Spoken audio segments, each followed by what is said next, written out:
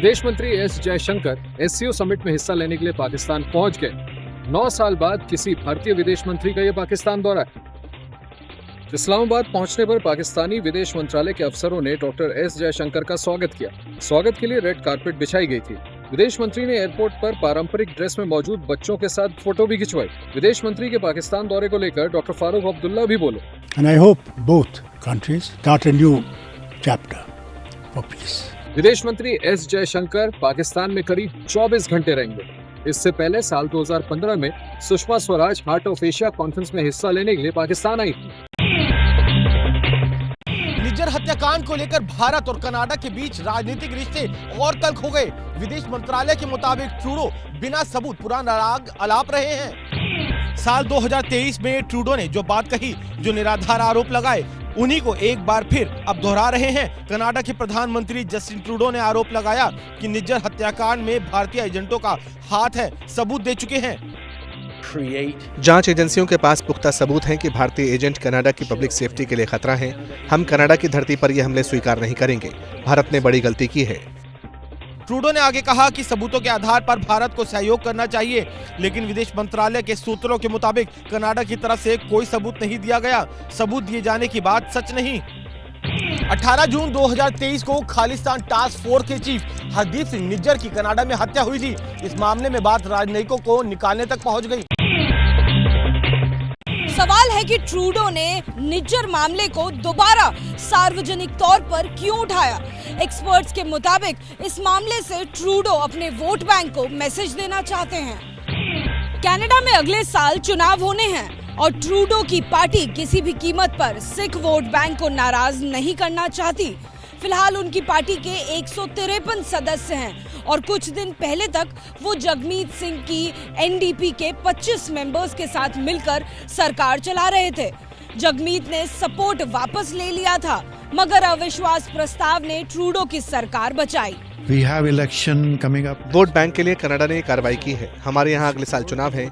अपने vote bank को सुरक्षित रखने के लिए, खासकर एक समुदाय के तुष्टीकरण के लिए पीएम ट्रूडो ने ये किया। That particular community. भारत और कनाडा के बीच तनाव की वजह से कारोबारी रिश्तों में भी कड़वाहट आ सकती है। दोनों देशों के बीच 70,000 करोड़ का कारोबार है।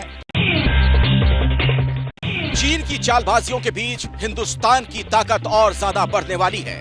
आपको बता दें कि अमेरिका के साथ प्रीडेटर ड्रोन की डील फाइनल हो गई है। तबाही मचाने वाले, दुश्मन को पलक झपकते ही खत्म करने वाली ये किलिंग मशीन अब हिंदुस्तान को मिलेगी। अमेरिका और भारत के बीच 32,000 करोड़ की डिफेंस डील पर आखिरी मुहर लग गई। वरिष्ठ अधिकारियों की मौजूदगी में दोनों पक्षों ने डील पर हस्ताक्षर किए।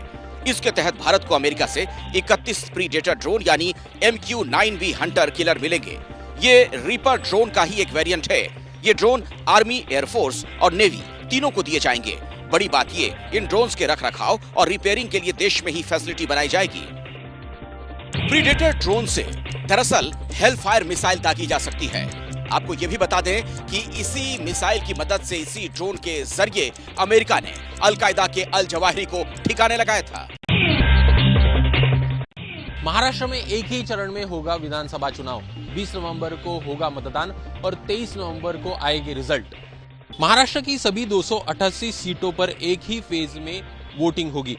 सुबह में विधानसभा चुनाव के लिए 22 अक्टूबर को नामांकन शुरू होगा। 29 अक्टूबर तक नामांकन होगा। नामांकन की जांच 30 अक्टूबर को होगी। नामांकन वापसी की आखिरी तारीख 4 नवंबर है। सभी सीटों पर 20 नवंबर को मतदान होगा। महाराष्ट्र विधानसभा का कार्यकाल 26 नवंबर को खत्म हो रहा है। महाराष्ट्र में 4 करोड़ 97 लाख पुरुष और 4 करोड़ 66 लाख महिलाएं वोटर है। सुबह में करीब 21 लाख मतदाता पहली बार वोट डालेंगे। झारखंड में 2 फेज में होगा विधानसभा चुनाव। 13 और 20 नवंबर को वोटिंग, 23 को आएगा रिजल्ट। चुनाव आयोग ने झारखंड में 2 चरण में विधानसभा चुनाव कराने का ऐलान किया है। सूबे में पहले चरण में 43 सीटों पर 13 नवंबर को वोटिंग होगी। दूसरे चरण में 38 सीटों पर 20 नवंबर को वोट डाले जाएंगे। झारखंड में पहले चरण के चुनाव के लिए नामांकन 18 अक्टूबर को शुरू होगा। पहले चरण के लिए 25 अक्टूबर तक नामांकन होगा। नामांकन की जांच 28 अक्टूबर तक होगी। पहले चरण के लिए नाम वापसी 30 अक्टूबर तक होगी। पहले चरण में 13 नवंबर को 43 सीटों पर वोटिंग होगी। दूसरे चरण के लिए नामांकन 22 अक्टूबर को शुरू होगा। 29 अक्टूबर तक नामांकन होगा। नामांकन पत्रों की जांच 30 अक्टूबर को होगी। झारखंड विधानसभा का कार्यकाल 5 जनवरी 2025 को खत्म हो रहा है। झारखंड में करीब 12 लाख वोटर पहली बार मतदान करेंगे। चुनाव आयोग ने किया 48 विधानसभा और 2 लोकसभा की सीटों पर भी उपचुनाव की तारीखों का ऐलान। 2 चरणों में होगा मतदान और 23 नवंबर को सामने आएंगे नतीजे। चुनाव आयोग ने 14 राज्यों की 48 विधानसभा सीटों और 2 लोकसभा सीटों पर 2 चरणों में उपचुनाव की घोषणा की है। 13 नवंबर को 47 विधानसभा सीट और केरल की वायनाड लोकसभा सीट पर भी वोटिंग होगी। 20 नवंबर को उत्तराखंड की केदारनाथ विधानसभा सीट और महाराष्ट्र की नांदेड़ लोकसभा सीट पर मतदान होगा। वोटों की गिनती 23 नवंबर को होगी। चुनाव आयोग ने 13 नवंबर को पहले चरण में यूपी की 9, राजस्थान की 7, पश्चिम बंगाल की 6, आसाम की 5, बिहार की 4, पंजाब की 4, कर्नाटक की 3, मध्य प्रदेश की 2, केरल की 2, सिक्किम की 2, गुजरात की 1, छत्तीसगढ़ की 1, मेघालय की 1 सीट पर वोटिंग कराने का ऐलान किया है। उत्तर प्रदेश की मिल्कीपुर विधानसभा सीट और केरल की देवीकुलम विधानसभा सीट पर उपचुनावों की तारीखों का ऐलान कानूनी लड़ाई के चलते नहीं किया गया है। इसी तरह पश्चिम बंगाल की बशीरहाट सीट पर भी उपचुनावों की तारीखों का ऐलान नहीं हुआ है। अयोध्या की मिल्कीपुर विधानसभा सीट पर भी उपचुनाव का रास्ता खुल सकता है। बीजेपी के पूर्व विधायक ने कोर्ट से अपनी याचिका वापस लेने का ऐलान किया है। मिल्कीपुर विधानसभा सीट पर उपचुनाव का जिस वजह से ऐलान नहीं हुआ, उस रोड़े को दूर करने के लिए खुद बीजेपी के पूर्व विधायक गोरखनाथ बाबा सामने आए। उन्होंने कहा कि वो हाईकोर्ट से अपनी याचिका वापस लेंगे। इसमें पिटीशन को विड्रॉ करेंगे और विड्रॉ करके उसके बाद इलेक्शन कमीशन को भी इन्फॉर्म कर देंगे। मिल्कीपुर सीट पर साल 2022 में हुए विधानसभा चुनाव के नतीजे का मामला अभी इलाहाबाद हाईकोर्ट में लंबित है। तब समाजवादी पार्टी के अवधेश प्रसाद विधायक चुने गए थे, जिसे गोरखनाथ बाबा ने इलाहाबाद हाईकोर्ट की लखनऊ बेंच में चुनौती दी थी। आपको समाजवादी पार्टी से हार का इतना खौफ है तो आ गया समझो मर गया। याचिका वापस लेने और केस के रफा दफा होने में जितना समय लगेगा उसी से तय होगा कि मिल्कीपुर में उपचुनाव जल्द होगा या देर से होगा।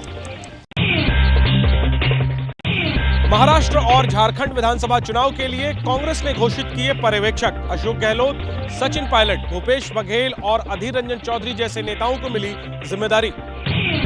कांग्रेस ने महाराष्ट्र के अलग अलग क्षेत्रों के लिए वरिष्ठ पर्यवेक्षकों की नियुक्ति की है। कांग्रेस ने मुंबई और कोंकण के लिए अशोक गहलोत और जी परमेश्वर, मराठवाड़ा के लिए सचिन पायलट, उत्तम रेड्डी, विदर्भ के लिए भूपेश बघेल, चरणजीत सिंह चन्नी और उमंग सिंघार, पश्चिम महाराष्ट्र के लिए टीएस सिंह देव, एमबी पाटिल और उत्तर महाराष्ट्र के लिए नासिर हुसैन, अनुसुईया सीतक्का को सीनियर ऑब्जर्वर बनाया है। कांग्रेस ने मुकुल वासनिक और अविनाश पांडे को महाराष्ट्र के लिए सीनियर चुनाव कोऑर्डिनेटर बनाया है। विधानसभा चुनाव की तारीखों के ऐलान के बाद कांग्रेस अब एक्शन मोड में नजर आ रही है। महाराष्ट्र के उम्मीदवारों पर चर्चा के लिए कल दिल्ली में कांग्रेस की स्क्रीनिंग कमेटी की बैठक होगी। कोलकाता में लेडी डॉक्टर से दरिंदगी के केस में सुप्रीम कोर्ट ने सीबीआई से मांगी नई स्टेटस रिपोर्ट। डॉक्टरों की सुरक्षा के लिए बने नेशनल टास्क फोर्स के काम की धीमी रफ्तार पर कोर्ट ने जताई नाराजगी। आरजी कर मेडिकल कॉलेज हॉस्पिटल की लेडी डॉक्टर के रेप और मर्डर के मामले में सुप्रीम कोर्ट ने सीबीआई से जांच का अपडेट मांगा है। सीबीआई से 3 हफ्ते में नई स्टेटस रिपोर्ट पेश करने को कहा है। सीबीआई ने कोर्ट को बताया कि इस मामले में चार्जशीट दाखिल कर दी है। वारदात में दूसरे लोगों की भूमिका की जांच हो रही है।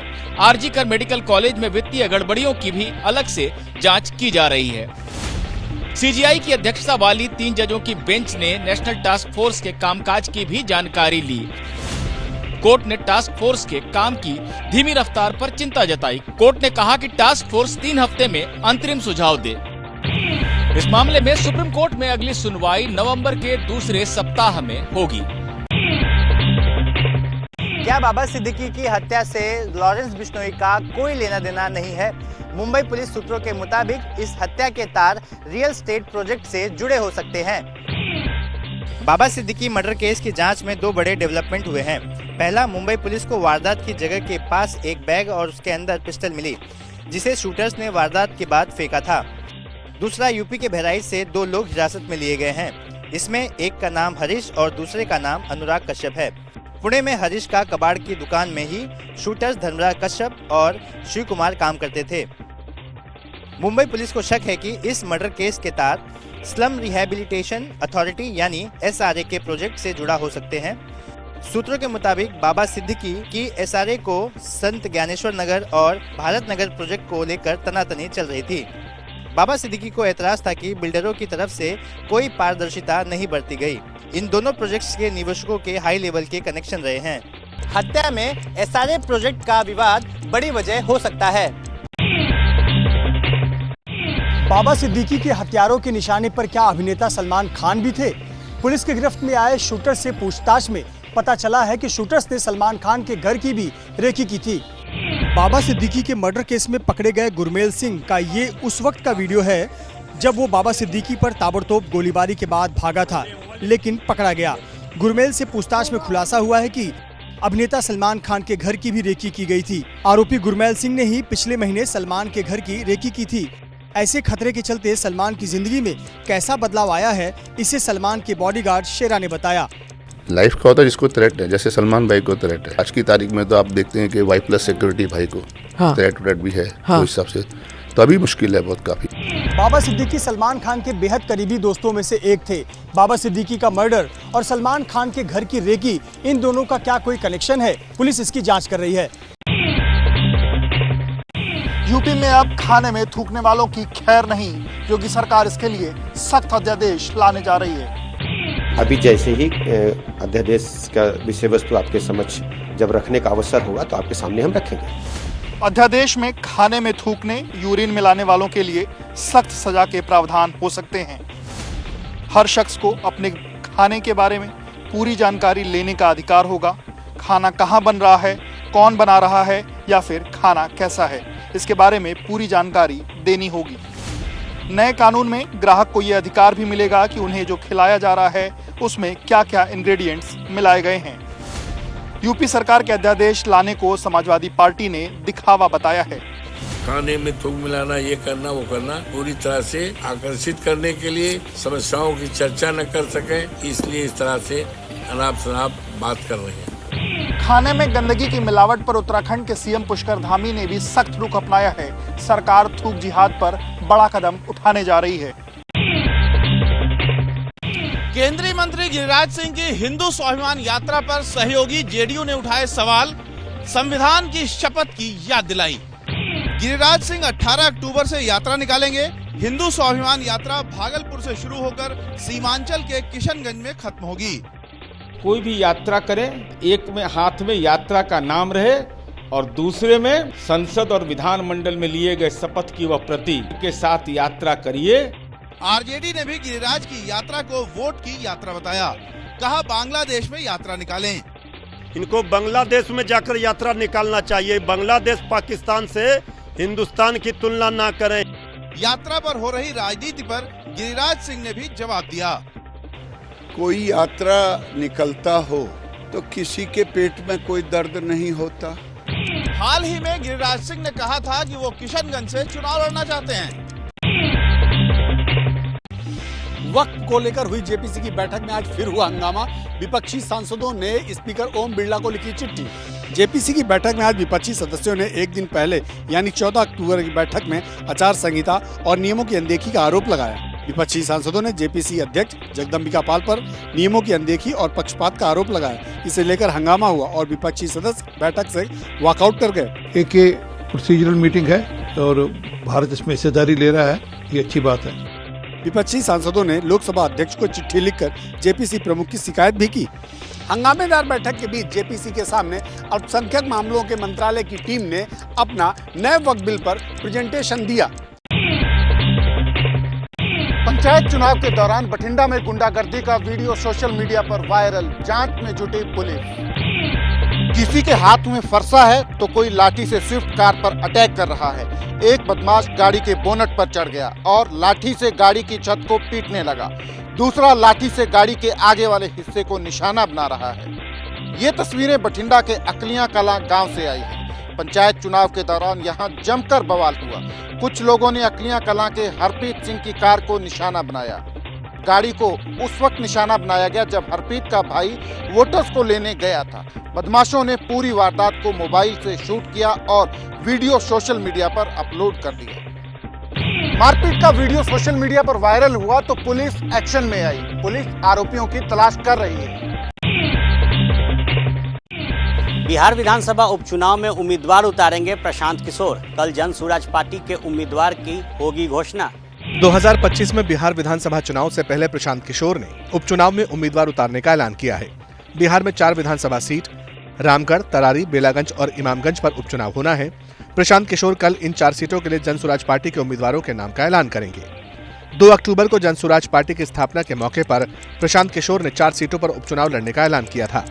तरारी, बेलागंज और इमामगंज, ये 4 महारथियों को धूल धूसरित करना है।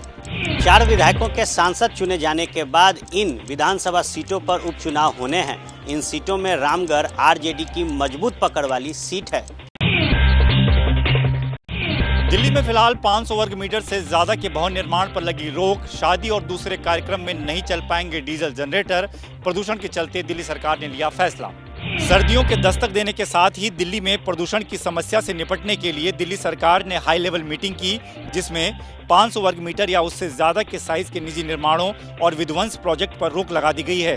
होटल, रेस्टोरेंट और खुले रेस्टोरेंट में तंदूर में कोयले और लकड़ी के इस्तेमाल पर रोक, पुराने पेट्रोल डीजल वाहनों पर सख्त निगरानी, पटाखों के उत्पादन, भंडारण और बिक्री पर रोक लगाई गई है।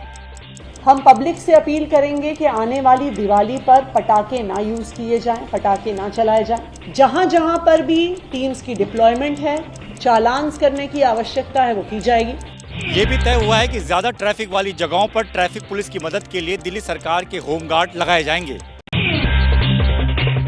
दिल्ली में दलजीत दोसांझ के शो की टिकट की कालाबाजारी करने वाले गिरोह का पर्दाफाश। पुलिस ने एक आरोपी को किया गिरफ्तार। 26 और 27 अक्टूबर को दिल्ली के जवाहरलाल नेहरू स्टेडियम में दलजीत दोसांझ का शो होने वाला है। दिल्ली पुलिस को इनपुट मिला था कि शो के टिकट की ब्लैक मार्केटिंग हो रही है। दिल्ली पुलिस ने इस मामले में एक्शन लिया और एक आरोपी को गिरफ्तार किया है। आरोपी सोशल मीडिया के जरिए दलजीत के शो की टिकट 10 से 15 हजार रुपए तक में बेच रहा था। दिल्ली पुलिस ने लोगों को ऑनलाइन टिकट घोटाले को लेकर भी सावधान रहने की अपील की है। दलजीत के शो दिल लुमिनाटी की टिकट 12 सितंबर से बिकनी शुरू हुई थी। चंद मिनट में सभी टिकट सोल्ड आउट हो गई थी। अल्मोड़ा जेल में बंद गैंगस्टर प्रकाश पांडे को जूना अखाड़े ने दिखाया बाहर का रास्ता। जेल में दी गई थी संन्यास की दीक्षा। जूना अखाड़े ने जांच समिति की रिपोर्ट के बाद प्रकाश पांडे को अखाड़े से बाहर कर दिया। जूना अखाड़े के अंतर्राष्ट्रीय संरक्षक संत हरिगिरी ने कहा कि जेल में प्रकाश पांडे को दीक्षा देने वाले संत फर्जी थे। हालांकि जूना अखाड़े ने प्रकाश पांडे को दीक्षा देने वाले संतों पर कोई एक्शन नहीं लिया। सितंबर के महीने में प्रकाश पांडे को अल्मोड़ा जेल में दीक्षा दी गई थी। जेल में उम्र कैद की सजा काट रहे अपराधी के सन्यासी बनने की खबर आने के बाद हंगामा हुआ था। प्रकाश पांडे का नाम तस्करी से लेकर हत्याओं तक से जुड़ा है। प्रकाश के खिलाफ दिल्ली, मुंबई समेत कई जगहों में मर्डर और किडनैपिंग के केस हैं। संकट में घिरी एयरलाइंस स्पाइस जेट को डीजीसीए से बड़ी राहत मिली है। स्पाइस जेट को कड़ी जांच से बाहर कर दिया गया है। बार बार फ्लाइट्स कैंसिल होने और वित्तीय संकट की वजह से स्पाइस जेट को डीजीसीए ने करीब 1.5 महीने पहले ही अपनी निगरानी में लिया था। एयरलाइंस को अब भले ही कड़ी जांच से मुक्त कर दिया गया है, लेकिन स्पाइस जेट की चेकिंग कभी भी की जा सकती है। डीजीसीए ने अगस्त महीने में स्पाइस जेट का स्पेशल ऑडिट किया था। डीजीसीए ने एयरलाइंस की इंजीनियरिंग सुविधाओं में कई खामियां पाई थी, जिसके बाद 13 सितंबर को स्पाइस जेट को डीजीसीए ने अपनी कड़ी निगरानी में ले लिया था। स्पाइस जेट को सर्विलांस के तहत 266 जगहों पर स्पॉट चेक किया गया था।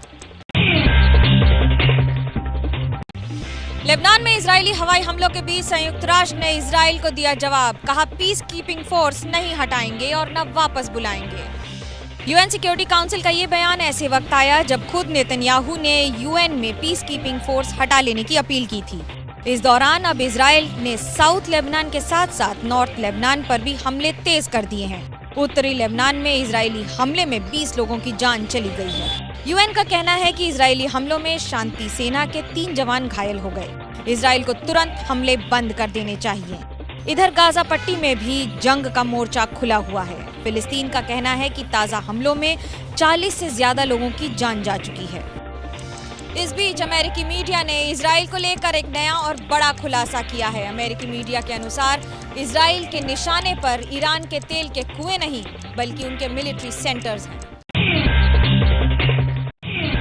किम जोंग की बहन की धमकी के बाद से उत्तर कोरिया लगातार बॉर्डर एरिया को निशाना बना रहा है। दक्षिण कोरिया से जोड़ने वाली सड़क को एक ब्लास्ट में उड़ा दिया गया।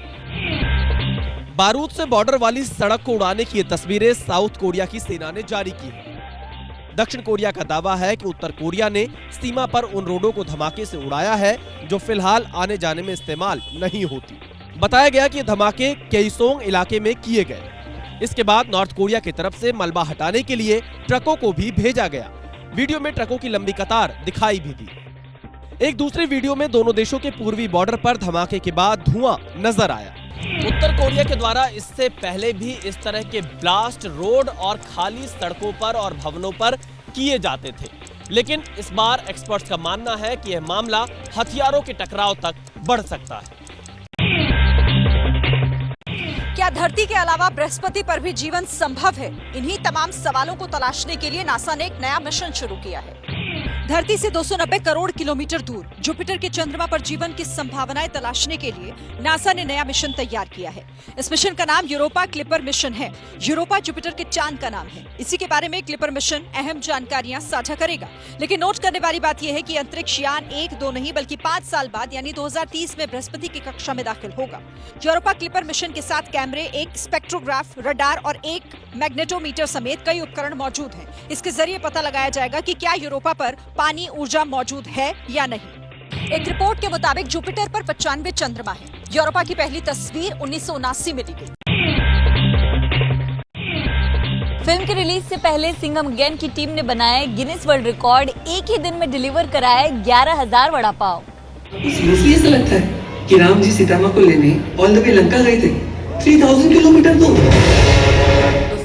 फिल्म रिलीज से पहले सुर्खियों में आने का ये रोहित शेट्टी का स्टाइल है। मुंबई में विले पार्ले के स्कूल में फूड डिलीवरी सर्विस देने वाले प्लेटफॉर्म के जरिए 50-100 नहीं बल्कि 11,000 वड़ा पाव डिलीवर किए गए, वो भी सिंघम अगेन के स्टार अजय देवगन और डायरेक्टर रोहित शेट्टी की मौजूदगी में। एक ही ऑर्डर में सबसे ज्यादा वड़ा पाव डिलीवरी करने का गिनीज वर्ल्ड रिकॉर्ड बनाया गया। ये वड़ा पाव आसपास के स्कूलों में बांटे गए। सिंघम अगेन इस दिवाली पर रिलीज हो रही है। उसी दिन कार्तिक आर्यन की भूल भुलैया 3 भी रिलीज होगी।